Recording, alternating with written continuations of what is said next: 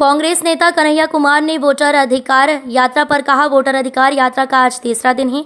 ये यात्रा गया से शुरू होकर आगे तक जाएगी। यात्रा सासाराम से शुरू हुई थी और हम सब आगे बढ़ रहे हैं।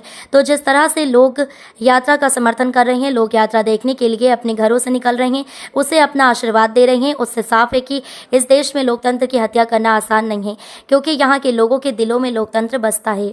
आज वोटर अधिकार यात्रा का तीसरा दिन है। गया जी से यह यात्रा शुरू होकर के आगे जो है बरबीघा तक जाएगी।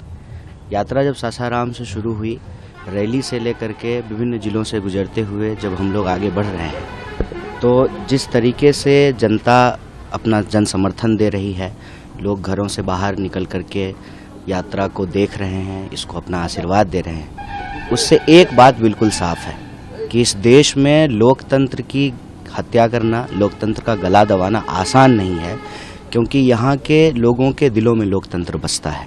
और उसकी वजह यह है कि लोकतंत्र की परंपरा और इतिहास वो एक दिन का नहीं है। हम बिहार की महान भूमि पर हैं और जानते हैं कि बिहार लोकतंत्र की जननी है, यहाँ पे लोकतंत्र का जन्म हुआ है।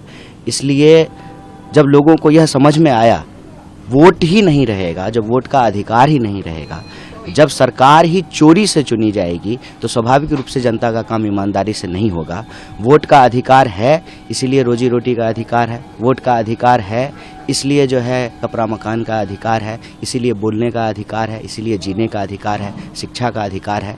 तो बिहार के लोग इसको लेकर के बहुत सजग हैं और बहुत ज़बरदस्त जन समर्थन दे रहे हैं। आप लोग कह रहे हैं